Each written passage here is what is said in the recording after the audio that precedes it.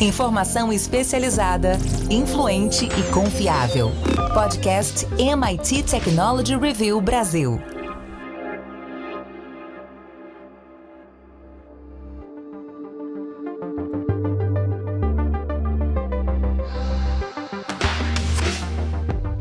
Olá, eu sou o André Miceli e esse é mais um podcast da MIT Technology Review Brasil. Hoje eu e Rafael Coimbra vamos falar sobre o MTech, a conferência de Emerging Technologies do MIT, as tecnologias que vão mudar as nossas vidas nos próximos anos. Estivemos lá em Cambridge na semana passada e acompanhamos tudo de perto. Então, Rafa, hoje é dia de falar sobre esse assunto. Antes de eu começar, quero dizer que esse podcast é um oferecimento do SAIS, líder em Analytics, e também convidar você que nos ouve para entrar para a nossa comunidade lá em www.mittechreview.com.br/assine.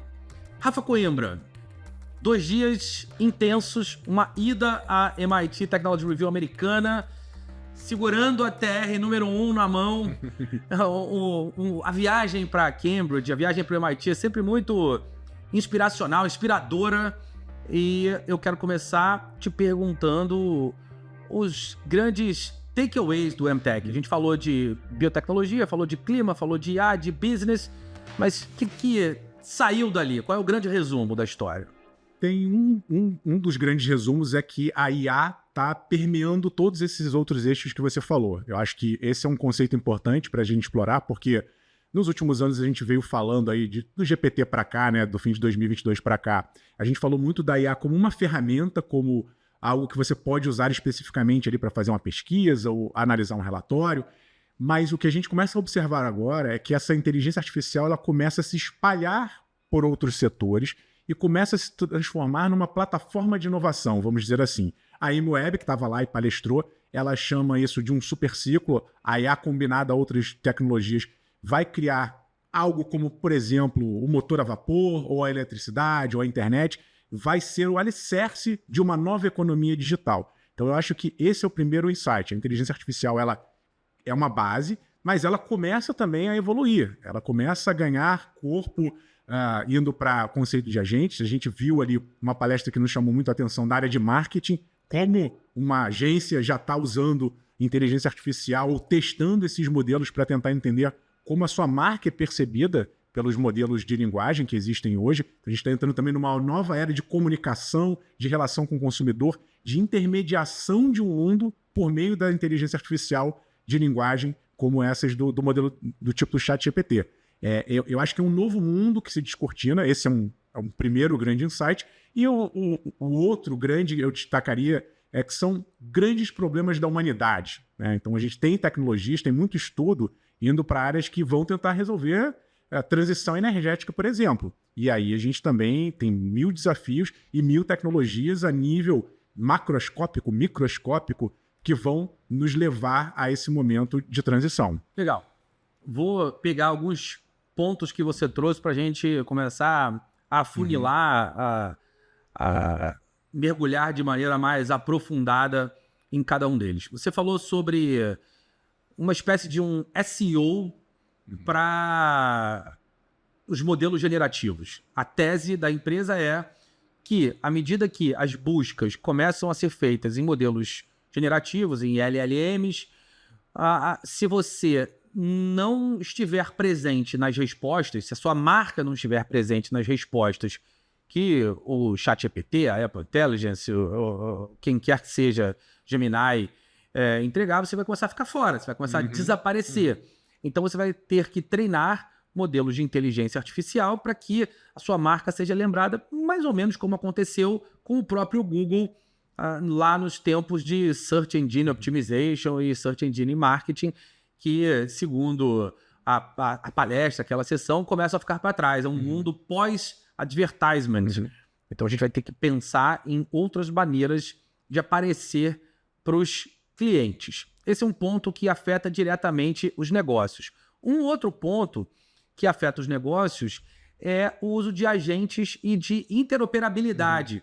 Como as empresas vão usar agentes de inteligência artificial para fazer uma espécie de um fulfillment, um supply chain. Esse é um ponto que também chamou a atenção. Chamou muito, André, porque a gente viu ali também no início de IA generativa muito esse uso pontual de você criar um texto, por exemplo, a partir de uma IA. Mas o que a gente observa é que as empresas que já estão em estágio mais avançados, e a gente teve lá um professor do MIT, depois a gente pode até comentar, né? Ele faz uma pesquisa ali medindo os estágios de maturidade das empresas no uso de IA. As que estão mais avançadas, elas já começam a mapear os seus fluxos de trabalho, os seus processos, o que tem de atividade aqui, o que tem de competências, quem está fazendo o quê, e elas começam a pegar essas tarefas, ou inclusive trabalhos inteiros, né, de pessoas, e começam a ver, isso aqui dá para automatizar, isso aqui dá para juntar essa função com essa aqui, e usam a inteligência artificial como se fosse uma força de trabalho. Você cria ali como se fosse uma pessoa digital, dá atribuições para a máquina pega aquelas tarefas e ela começa a fazer. Então, as máquinas estão trabalhando já em parceria com humanos, as máquinas estão trabalhando em parcerias com elas mesmas, então já tem times, como se fossem times de robôs dentro de empresas trabalhando, e a gente já começa a ver times de empresas trabalhando com outras empresas, né? Num esquema meio B2B. Então, é um nível já muito mais avançado do que pessoas que ainda estão tentando entender, testar, ou usando dessa forma mais simples, como eu estava falando, para um momento específico. Essa parte de uma engrenagem que vai começar a tomar decisões eventualmente, né? Então, indo mais para o estado da arte hoje, você tem empresas que tomam decisões a partir desses conjuntos de agentes, ou pelo menos se inspiram, tem ali um supervisor, né? A gente começa a fazer essa transição de um humano que está ali na força bruta dessas tarefas e indo mais para uma supervisão intelectual. Deixa a máquina fazer um meio de campo e você dá uma validada. Tá ok, não tá ok, isso aqui pode seguir, isso aqui... Não. Então já se economiza muito tempo, já se observa também esse uso mais proativo no sentido de gerar insights, de pegar informações desses fluxos, porque a máquina acaba entendendo o que está funcionando, o que não está, gera ali um relatório, gera ali uma medida e você autoriza, olha, faz porque está funcionando. Eu acho que esse é o que a gente encontra hoje de mais evoluído em termos de empresas. A gente não ouviu muito o tema das DAOs, as Decentralized Autonomous Organizations, mas pensar em agentes e na relação entre os agentes também me faz pensar sobre esse modelo. Eu acho que a gente ainda não está pronto para isso. É ainda um futuro de médio prazo utópico. Por que eu estou dizendo isso? Dentro de um modelo DAO, e aí a gente incluiria mais uma blockchain, talvez a gente pudesse estar pensando num modelo de muita autonomia. E eu não sei se as empresas estão afim ainda de testarem esse modelo extremamente autônomo. Você meio que pode até perder o controle, dependendo de como você programa essa DAO. Então, acho que o teste hoje é um modelo que você dá um grau de abertura e de tomada de decisões, mas ainda tem a empresa ali, os humanos, tomando conta da casa para que algo, né, se algo dê errado, a pessoa tem ali como um liga e desliga para não dar imagina, uma grande empresa descentraliza tudo, deixa tudo na mão da máquina e acontece um problema, claro. É complicado. Falando sobre o estágio atual, quero entrar um pouco no que o professor Peter veio do CISR, o Center for Information System Research, que tem vários modelos de medida de maturidade, e ele apresentou um modelo associado à prontidão de uso para a inteligência artificial. Quero te pedir para comentar o estágio das empresas americanas e como, de maneira ainda empírica, você vê esse avanço aqui no Brasil. Ele coloca um cenário de 4 estágios, então é interessante porque cada empresa faz ali um diagnóstico e você consegue entender em que momento você está. Vai desde esse estágio 1, de teste, de tentar entender, de explicar, inclusive, para as pessoas da empresa o que é inteligência artificial. Tem gente que ainda não sabe direito que bicho é esse. Então tem esse estágio inicial, vai evoluindo, esses modelos vão sendo treinados, vai tendo uma utilidade, até que você chega no estágio 4, que é esse de muita autonomia, de tomada de decisões baseadas nos dados da inteligência artificial. Quando a gente olha para um cenário norte-americano, a gente vê ali empresas indo mais do 2 para o 3. Você tem uma minoria testando aqui no início e uma minoria lá na outra ponta, que já no estado da arte. E tem um miolo ali de 2 para 3, que é algo considerado interessante. A gente não tem a mesma medida aqui no Brasil, mas pelo que a gente observa nas nossas pesquisas, nos nossos estudos, a gente está atrás. A gente estaria ali entre 1 e 2, eu diria, na média, pouquíssimas empresas estão no estágio 4 e algumas grandes estão no estágio 3. Então, acho que para o Brasil é importante ter esse tipo de diagnóstico e entender em que momento a gente está, mas a gente tem, com certeza, muito que evoluir aqui no Brasil. Rafa, um outro ponto importante do evento foi biotech. Claro que também tem um viés sobre biotech quando a gente fala de Boston e Cambridge, porque aquele ecossistema é permeado de empresas de biotecnologia e empresas que estudam isso ali no limite. São as empresas mais avançadas do mundo. O principal ecossistema de biotecnologia do mundo está em Boston e Cambridge. Naturalmente, o MIT traria esses avanços em primeira mão. Independentemente disso, tem muita coisa chegando no mercado em vários aspectos e as empresas brasileiras vão ter oportunidades de se beneficiar diretamente desses avanços ou simplesmente vai chegar aqui para o cliente final? Eu acho que a gente, nessa área, tem muito para contribuir, porque a gente é literalmente celeiro do mundo. Então, quando a gente pensa em biotecnologia, às vezes a gente vai para o campo do ser humano, né? Por exemplo, lá a gente viu uma apresentação falando sobre fábrica personalizada de células dentro de um conceito em que você vai chegar num ponto em que a gente vai estudar e saber tanto sobre o nosso DNA e vai poder customizar células, criação ali de partes do corpo, caso você precise, e indo para um conceito até de longevidade, eternidade, também algo que foi explorado lá. Mas quando a gente pensa em biotecnologia para o campo, por exemplo, a gente viu ali nas startups, foi divulgada uma lista das startups de Climatech. E aí foi interessante porque tinha uma das empresas ali, que inclusive tinha relação com o Brasil, que estava criando produtos alimentícios para que o gado emitisse menos metano. Olha só que coisa interessante, você está ali num nível celular, num nível genético, num nível de modificação e pensando em transição energética via alimento, via gado. São pensamentos muito interessantes de pontas que vão se conectando, e eu acho que isso também o ENTEC ele traz essa colisão de setores, né? A gente às vezes tende a pensar muito focado num determinado setor, mas quando você combina essas múltiplas tecnologias, coisas como essa que eu estou citando aqui como exemplo surgem, e aí muda completamente. Então o Brasil, nesse caso, ele poderia pegar essas tecnologias já existentes e pensar em soluções, em adaptações. No caso, eu acho que a gente tem essa grande vantagem aqui do agro. Nós somos líderes em agro e a gente tem muito que contribuir para esse setor. Você fez uma conexão com o clima, vou entrar um pouquinho mais nessa história. Uma das coisas que a gente também ouviu foi sobre o impacto do uso de inteligência artificial e de computação quântica no clima, em geral, no consumo de energia, no consumo de água. E há uma preocupação sobre essa história. Se a gente olhar ali, fizer uma breve retrospectiva dos MTechs, se a gente olhar o ano passado, era quase um convite ao teste de inteligência artificial, de implementação, de as coisas de fato estavam para começar a acontecer. Se a gente voltar mais 1 ou 2 anos, era aquele momento de tudo aquilo que a inteligência artificial estava à beira de se tornar. Aí se olhar novembro de 22, é um marco no uso e na popularização de inteligência artificial no mundo e nas empresas. Logo na sequência, o MTech já discutiu aquilo de uma forma um pouco mais aprofundada, porque já vinha apontando que esse momento chegaria.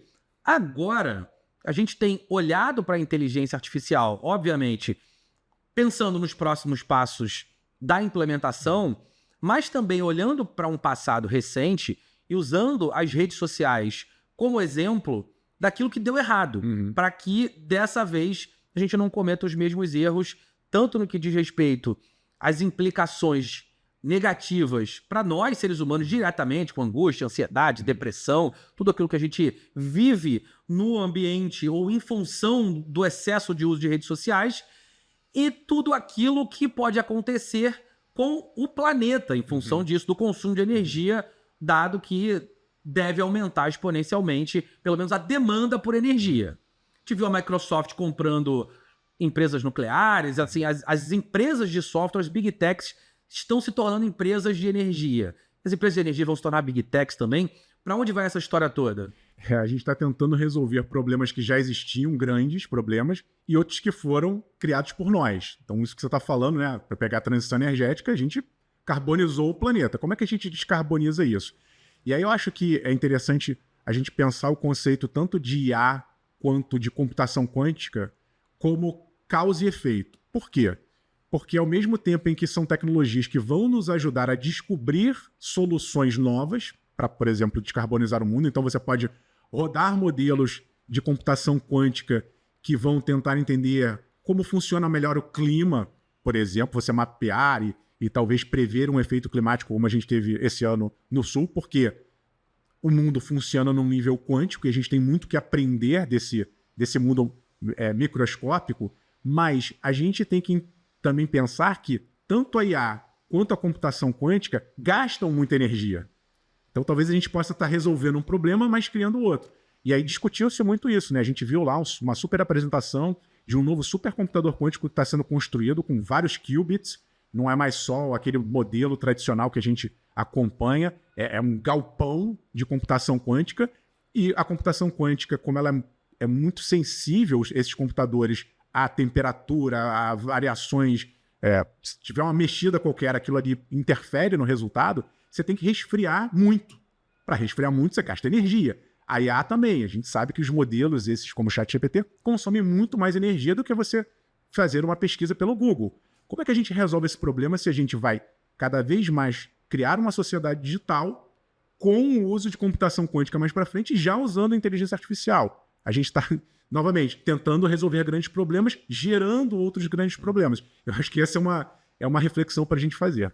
Dentro desse contexto das reflexões para a gente fazer, uma delas é sobre propriedade intelectual. Uma discussão grande sobre esse tema, uma proposta sobre uma indexação dos conteúdos das páginas em ambiente blockchain com um modelo de remuneração automático. Então, a gente viu um projeto que traz essa premissa. A proposta é: vamos reindexar a web a partir de algoritmos que colocam em sistemas onde o autor de textos e imagens, o dono daquele conteúdo, pode definir como aquela imagem ou aquele texto podem ser usados por outros algoritmos de inteligência artificial, e a partir daí ele propõe uma taxação automática. E ele vende essa ideia como uma ideia importante para resolver esse problema de propriedade intelectual. Gente muito grande está botando dinheiro neles, a A16Z, do Andreessen Horowitz, por exemplo, mas parece um modelo ainda distante da realidade. Eu acho, André, que blockchain é uma super solução tecnológica, já existe há muito tempo, pode ser aplicado para esse caso, por exemplo, mas eu costumo dizer que blockchain tem um problema de combinar com todo mundo, né?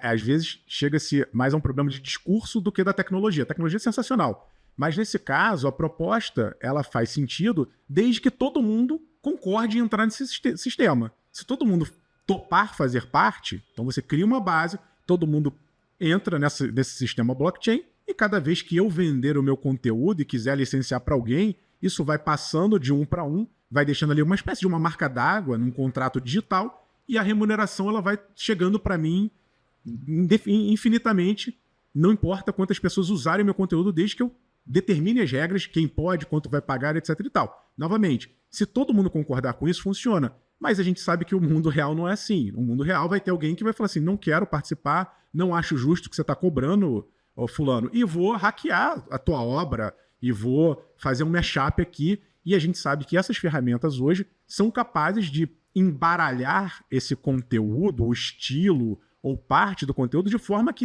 é muito difícil com que você realmente consiga rastrear essa adulteração.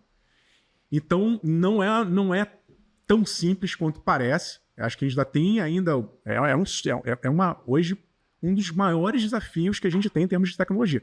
Como criar um sistema 100% confiável, rastreável, que garanta a autenticidade de qualquer coisa digital. E a gente sabe que digital é facilmente copiável, facilmente transformável. Existem projetos, né, sem ser esse também que a gente viu lá, que tentam fazer essa espécie de uma marca d'água editável. Você vai acompanhando a edição, por exemplo, de uma foto, e sabendo quem mexeu, como mexeu, quando mexeu. Mas, novamente, são algumas grandes empresas que estão fazendo parte. Se elas entrarem, eu acho que já ajuda muito. Imagina todas as Big Techs fazerem parte de um consórcio sem fins lucrativos, mas para manter a autenticidade via blockchain. Acho que já é um caminho.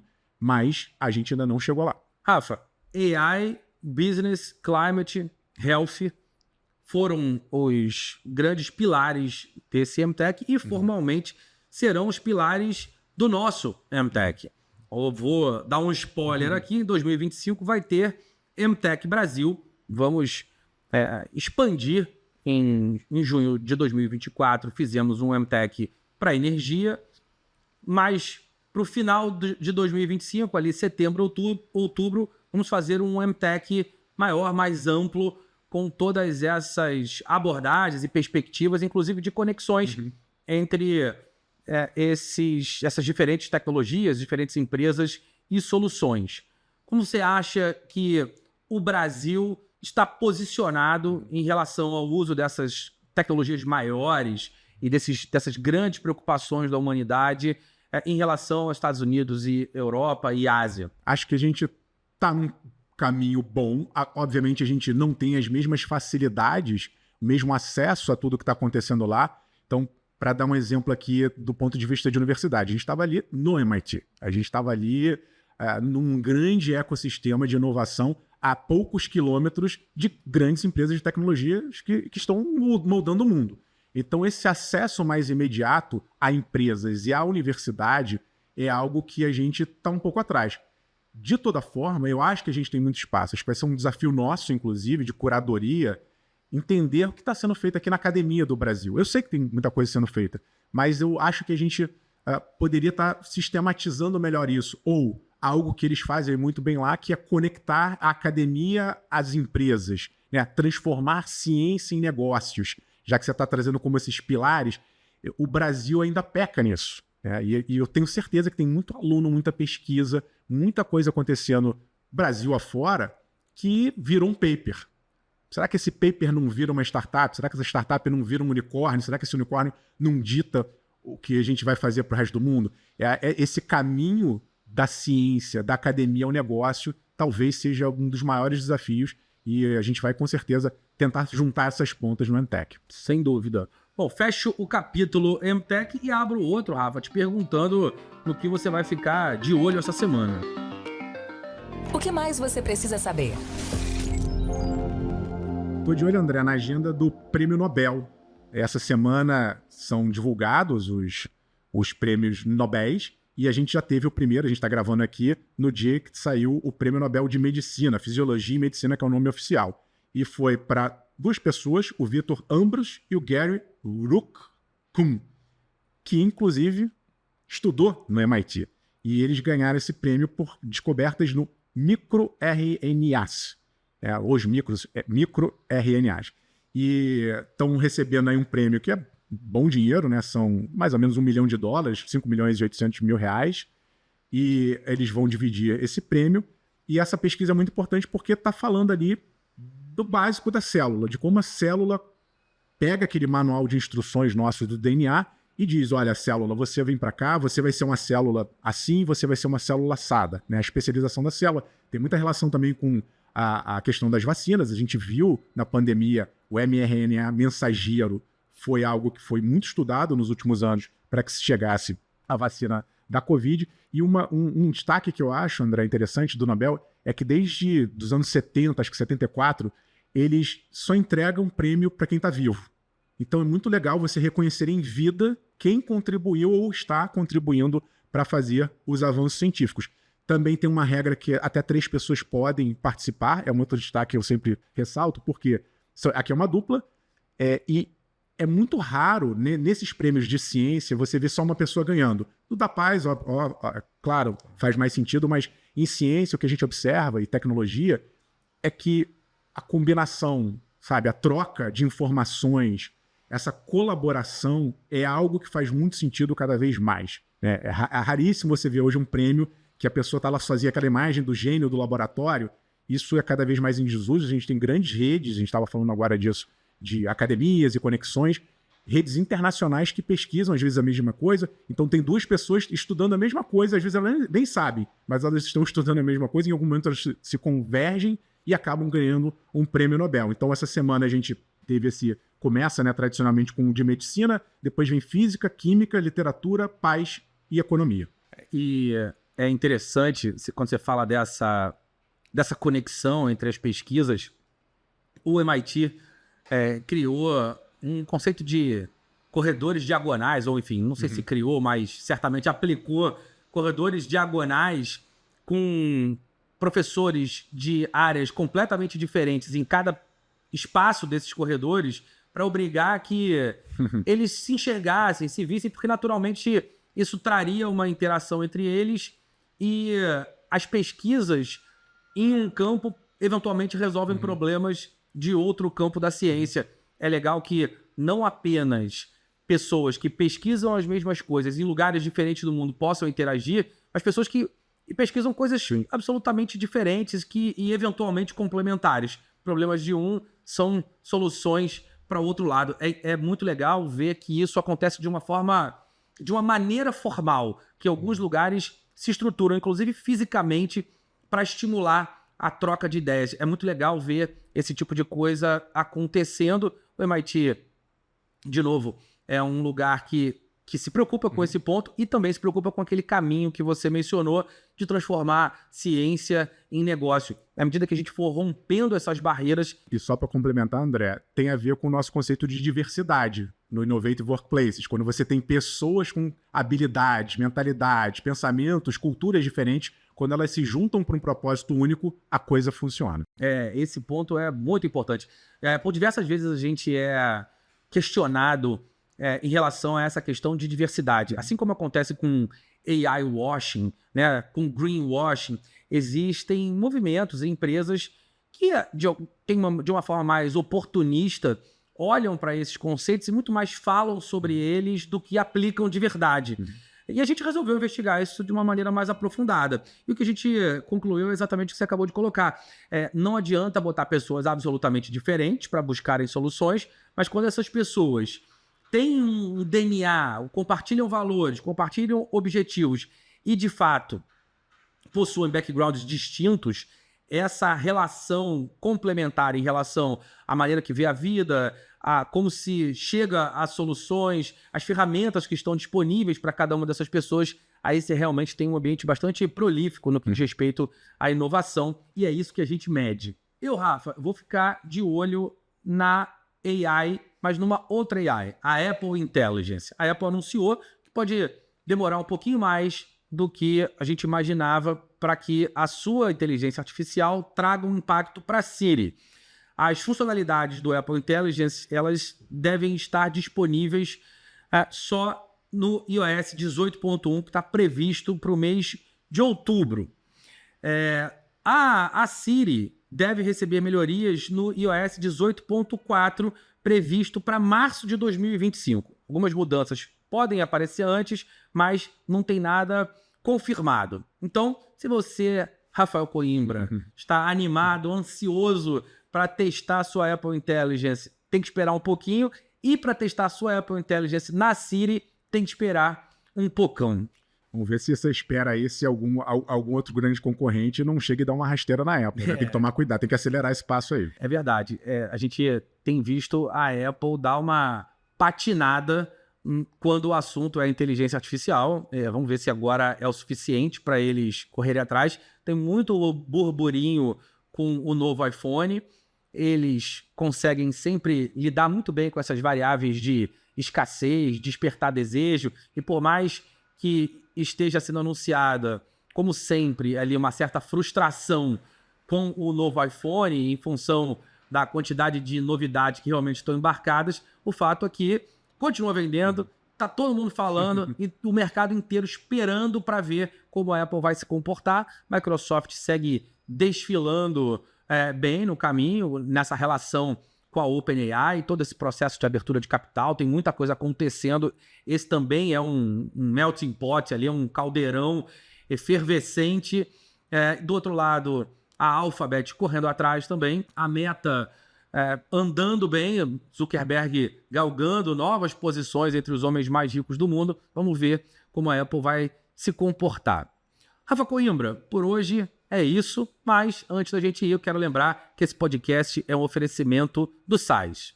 Rafa, até a semana que vem. Até semana que vem estaremos aqui discutindo mais tecnologias emergentes. Um grande abraço para você, Rafael Coimbra, e um grande abraço também para você que nos ouve. Semana que vem tem mais podcast da MIT Technology Review Brasil e a gente segue falando sobre tecnologia, negócios e sociedade. Até lá.